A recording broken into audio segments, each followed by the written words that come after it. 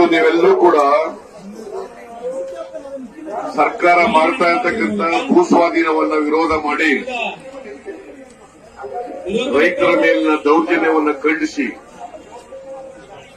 ಅನಿರ್ದಿಷ್ಟಾವಧಿ ಧರಣಿಯನ್ನ ಹಮ್ಮಿಕೊಂಡಿದ್ದೀರಿ. ನಿಮ್ಮ ಧರಣಿಗೆ ನನ್ನ ಸಂಪೂರ್ಣ ಬೆಂಬಲ ಇದೆ. ಇವತ್ತೇನಾಗ್ತಾ ಇದೆ ಅಂತಂದ್ರೆ ಸರ್ಕಾರ ಅನೇಕ ಕಡೆಗಳಲ್ಲಿ ನಿಮ್ಮ ದೇವನಹಳ್ಳಿ ಚನ್ನರಾಯಪಟ್ಟಣದಲ್ಲಿ ಭೂಮಿ ಅಕ್ವೈರ್ ಮಾಡ್ಕೊತಾ ಇದ್ದಾರೆ. ಭೂಮಿ ಫಲವತ್ತಾದಂತ ಭೂಮಿನೇ ಅಕ್ವೈರ್ ಮಾಡಿಕೊಡ್ಬೇಕು ಅಂತೇನಿಲ್ಲ. ಹೊರಡು ಭೂಮಿ ಇರ್ತದೆ, ಸರ್ಕಾರಿ ಜಾಗ ಇರ್ತದೆ, ಅಂತ ಭೂಮಿಗಳನ್ನು ನೋಡಿ ಕೊಡಬೇಕು. ಇಂಡಸ್ಟ್ರಿ ಬರಬೇಕು ನಿಜ, ಅದಕ್ಕೇಳಿ ರೈತರಿಗೆ ಅನ್ಯಾಯ ಮಾಡಕ್ ಹೋಗ್ಬಾರ್ದು.